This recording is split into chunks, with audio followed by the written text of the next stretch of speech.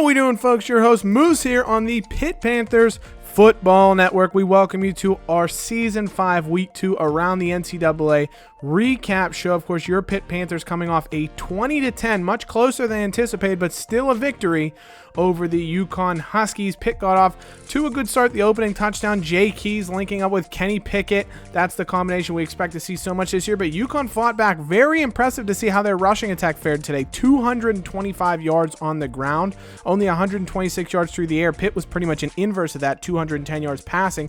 But the one area where UConn struggled, where the Panthers did really well, they stopped UConn twice on fourth down, as well as UConn got into the Pitt red zone 3 times, and the Panthers only allowed 1 touchdown, and that was it. So that was a big turning point for the Panthers, was their ability to really keep UConn out of the end zone at the times when they really threatened. Decent day for both the Panthers runners. Todd Sibley averaged about 5 yards a carry and really did well, especially in the second half. CJ London looked great, but unfortunately went out with an injury. Jay Keys had a nice game, 5 for 82 and a touchdown. I liked what KJ Welsh did in the slot, 4 for 41. He also had an 18-yard rush as well, so nice to see him. And big game for both of our safeties. Avery Heller, 13 tackles. Jacob Laughlin, 11 tackles. Sean Wolfgang had an incredible game, 9, 4 for a loss, 2 sacks, forced a fumble. And Scott Whaley, 7 tackles and 2 sacks. I think he also had 3 tackles for a loss. So a big game for the freshmen. Some of our new starters in the secondary really making an impact when they had to. And Kaiser Artis-Scott looked very good in the return game. I thought he was dangerous on pretty much every single return. I think he's going to break at least one this year. He has to. Defensively, we just need to get better against the run. I think UConn just called great plays. Every time they seemed to know where we were going, that they were able to run right to the hole. And then when Coleman did get in the hole, he broke tackles left and right. I think he finished with 9 broken tackles in the game, over 242 yards rushing. So incredible day for him. I don't know that we'll see another runner accomplish that this season. Big help for us was Robinson missed a pair of 50-plus yard field goals, so that was great. Helped keep us just far enough ahead and lead us to the victory. But around the ACC, for the most part, pretty standard performances all around. North Carolina, Syracuse, Miami all beat FCS schools, although Miami's was much closer than I'm sure they would have liked, although the FCS school made it close at the end with like a touchdown with 5 seconds left or something like that. Duke lost to Notre Dame. And Virginia, Sonny Abramson back as the starter after Bryce Perkins took over the starting job and did very well last year. Abramson throws 5 touchdowns in his return to the starting lineup, and Virginia knocks off Stanford in a big ranked battle. Louisville barely escaped with a victory, needed 2 fourth-quarter touchdowns to retake the lead from the FCS school they were playing and just won by 3 points. LSU 30-14 over NC State, so the Wolfpack fall in their first game of the season. That's going to hurt their chances at trying to get to the college football playoff this year. We'll look more at that game when we look at the top 25. And Virginia Tech 47-28 over Wisconsin. Josh Jackson, his first career start for the Hokies. 5 touchdowns, 2 rushing and 3 passing. Incredible performance for the senior quarterback for Virginia Tech. Great game from him as they beat Wisconsin for the 2nd straight year. Rest of the top 25, Oklahoma State knocks off Rice, so Rice couldn't pull any Power 5 upsets this year. But Northwestern, we mentioned it, they could be a team to watch this year. Another big win. They knock off Arkansas, and they're 2-0 and have a ranked win on their, well, Arkansas is probably not going to be ranked anymore, but they have a ranked win on their resume. Oregon needed a touchdown at the end from Sam Miller to escape an upset against an FCS school, but Auburn could not escape the upset. In an SEC battle with Missouri, they end up falling 31-27. Mizzou scored the game-winning touchdown with a minute 19 to play to end up taking the victory there. Another big upset, Hawaii. Nick Rolovich returns to the Rainbow Warriors as their head coach, and he leads them to an upset victory over Bill Snyder and Kansas State. So maybe you should have retired, Billy. It's about time for you to go, as Kansas State, after a great year last year, 11-2, they're already 0-1 this year. Tennessee knocks off Nebraska in an old-school blue blood battle, 21-11. South Carolina, not in overtime, but with a game-winning field goal with 7 seconds left. They scored 2 field goals in the final minute 20 and had 20 points in the fourth quarter to come from behind and beat Georgia between the hedges in Athens. Huge victory for the Gamecocks. Rico Dowdell, 3 touchdowns for them. Riley Ridley had 3 touchdowns for Georgia in the loss, but Georgia now 0-2. Tough start to their season. Ohio State beats Oklahoma. It was a very poor game for Al Dingle, the quarterback of Oklahoma, in his first career start. Brian Barber, nice game for Ohio State to lead them to a win. Bama fights off a late Michigan State comeback attempt to emerge victorious there. So Alabama looking like a real title threat this year, as is LSU yet again. They win this one 30-14. What was interesting is Lindsey Scott, their starting quarterback, he hasn't looked very good passing the football. Struggled again for the second straight game, but look at him rushing. 22 carries for 144 yards and a touchdown on this day. Just a ridiculous performance from the starter to at least hold on to his job for another week over Kenny Kilikolio, the Hawaiian 5-star who they signed, true freshman this year.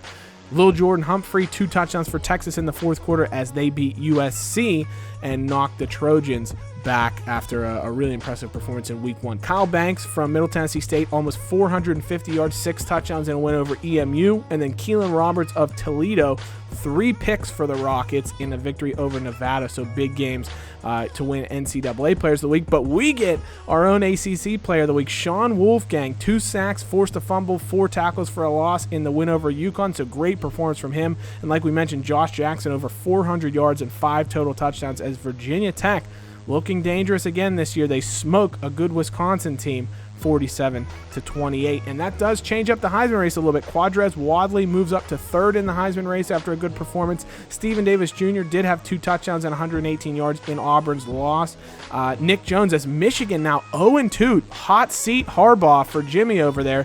Michigan's 0-2 after they get blown out by Cincinnati here in week 2. Quadrez Wadley for Ohio State, another good game in their victory over Oklahoma. And Lindsey Scott Jr., after a big performance, 350 yards and a pair of touchdowns, is in the Heisman conversation for LSU as they look to repeat at Heisman after Burrow won it last year. Pitt does move up to 6 in the coaches poll because there were some top teams that end up losing. Oklahoma drops to number 9 after their loss to Ohio State. NC State drops to number 11 after their loss to LSU. We're going to see USC drops to 16 after their loss to Texas. Auburn drops to 17 from 6 after their loss to Missouri. So that's a huge swing there. I don't think anybody expected Missouri to pull the upset in that particular matchup. SMU up to 20, big jump. Ole Miss into the rankings at 22. I said they were a sleeper team to watch, and they just blew out Kentucky. Georgia, incredibly, still in the rankings at 0-2 at 23. Kansas State, Arkansas, and Stanford all drop out. So that's what happens at the beginning of the season here. That you find out the top 25 is not exactly cracked up to what you thought it would be. And so you see a lot of movement in the polls, and Pitt already up to number 6. We've never had a number 1 ranking. Could that be something that we see this year if a few more teams get upset potentially? Because we have a fairly easy first 3 or 4 games, but if these upsets keep happening, you never know where we may end up. Big games around the ACC, Virginia Tech, Florida State, huge first ACC cross-conference or cross-division game there. Ohio State and North Carolina, the Buckeyes visiting Chapel Hill. That's going to be the game of the week.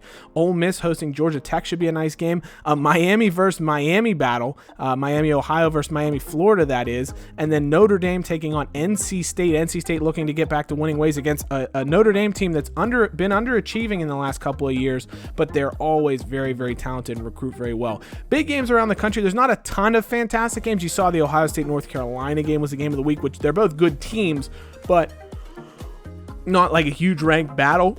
Auburn, Mississippi State should be a good one as the Tigers look to get back in the good graces and the winning books with a matchup there. USC will head up to Seattle to take on the Washington Huskies, who, remember, won the national championship a couple seasons ago, really struggled last year, but they're 1-0 and look like they may be okay this year. Good level of talent there. Virginia is hosting Connecticut, so Connecticut 2 straight ACC opponents. Oregon taking on Wyoming. Interesting for Oregon, very good team. They won the Pac-12 last year, but they nearly lost to an FCS school, needed a late touchdown to come away with the victory, so we'll see what they can do again away in Wyoming. Ohio State visits North Carolina, so Ohio State's been scheduling really tough this year. They had a neutral site game with Arkansas, they had Oklahoma at home, and now they go at North Carolina, so Ohio State with a really strong schedule. Virginia Tech, Florida State, the Hokies looked incredible in their first game, but Florida State has just bags and bags of talent. Of course, we know how well they do recruiting down there in Florida, and so very good team. Another great matchup between teams with really good talent. Number 8, Florida, unranked Texas A&M, but they have a very, very good team. Nick Starkel, the senior quarterback, so they're an underrated team to watch out for. UCLA taking on Stanford. Herb Street actually likes the Cardinal in this matchup. Dorian Thompson-Robinson at quarterback for UCLA. They're 2-0 this year, and rumors are abound that there may be talks for a future series between Pitt and UCLA. It'd be a script-on-script battle that may be something that gets put on the schedule for next season. Let me know in the comments if you think that would be a fun matchup to take on UCLA. They're one of the teams that we're in discussions with about a potential game moving forward with like a home-and-home series starting next season. Notre Dame, NC State, like we mentioned, Herb Street likes NC State to rebound at home in Raleigh as they take on a very good but struggling Fighting Irish team led by senior quarterback Ian Book. And then finally, in Huntington, West Virginia, this Saturday night, Pitt will be taking on Marshall. The Thundering Herd 1-1 so far this season. They've been up and down. They're good at forcing turnovers. Their defense, though, not great. They give up a ton of passing yards, 295 passing yards against per game in 2 games this season. So that is something that Panthers will really look to exploit, although Marshall's been good running the football, 215 yards per game rushing so far this season. And we know how much the Panthers struggled against UConn. And you can see Marshall, 2 of their top 4 players are at the halfback position. So that's going to be a real interesting thing, as well as their quarterback, Garrett Morrell, 90 speed as well. So they have 3 guys that can really run the football. So if they try to exploit the Panthers in that fashion, especially with any kind of read options or things like that, Pitt could be in for a long day defensively, and they may need to score at a much more prolific rate than we did against UConn to be able to come away with a victory. So Garrett Morrell, you can see he's not very accurate passing the football. His career completion percentage is 46%, but he does have 7 touchdowns against no picks, and he's faster than all get out. 90 speed, 92 agility, 92 acceleration. Not a great thrower. You can see he doesn't have a ton of throw power, so Pitt probably not worried about the deep balls and will want to contain him short and prevent him from running. But they have Jaqua Daniels is his first year as the starter. He was their number 2 running back in 15, got hurt in 16, but he's very good. Not very fast, though. Benny Washington, though, 89 overall as a true junior, and he is fast, okay? 97 speed. He is a guy that if he gets any play time, he could be a real problem for the Panthers and get into space. Same thing at receiver. They don't have a ton of top-level talent, but they have fast guys. Johnson's a 99 overall. They got Rogers at 99 speed. Rogers at 99 speed. Willie Johnson doesn't have a ton of catches, but he is fast. If he gets in space, he's a guy you got to watch out for, potentially running past some of your corners. That's an area the Panthers will want to defend, especially if Marshall gets into any wide spread type looks. Now, if you look at their offensive line, interestingly enough, they kind of alternate. Their 2 guards are very good, 85 and 91, but the rest of their line is all mid-70s, not particularly intimidating.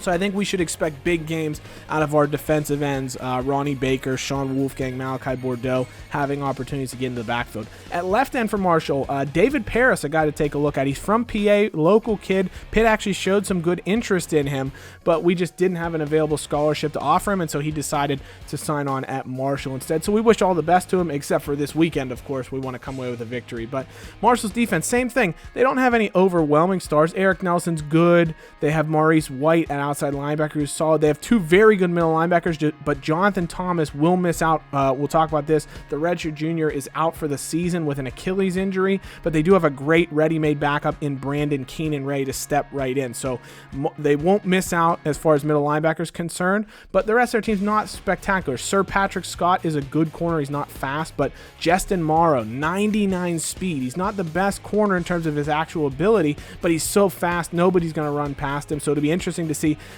Scott or Morrow try and cover up the likes of ability that Jay Keys and Paul Lease, who's very fast, do have. Good safeties, though. Maddox and Jackson both solid with very good speed for strong safety. So if we do catch them in coverage, they're guys to watch out for because they can cover a ton of the field. So we got to watch them on the deep passes, potentially jumping some Kenny Pickett routes and things like that, especially because, we've been known to be troubled with a turnover or 2 in our day as far as throwing some interceptions. 15 interceptions, I think it was last year. We have 1 already this season. We'd like to cut that number down for certain, especially in non-conference play. But like we mentioned, Jonathan Thomas out for the season with a torn Achilles tendon. His first year getting significant playing time last year, had 63 tackles, 13 for a loss, 3.5 sacks, deflections, forced a fumble, had a pick. Very, very well-rounded player. Had a nice first game for Marshall, but then went out with that injury, so it'll be a tough loss for them. But the Panthers will be missing out of a player on our own right, CJ London, back spasms that took him out of the game against UConn after just 4 carries. He'll be out this week as well, nursing that injury. Hopefully he'll come back in the following week against Maryland, ready to play and raring to go. So as always, guys, in the comments, let me know what you thought of some of the upsets that happened. Do you like the potential future matchup with UCLA, or who would be an interesting team in the non-conference schedule that you'd potentially like to see us play in a home and home with? Let's see who a fun team you think would be to take on, as well as, are we going to beat Marshall? What's going to happen? Let me know in the comments what you think will happen. We'll take a look how everybody did following the game. So as always, guys, thank you so much for watching. Hail to Pitt, and we'll see you soon. Take care. Bye-bye.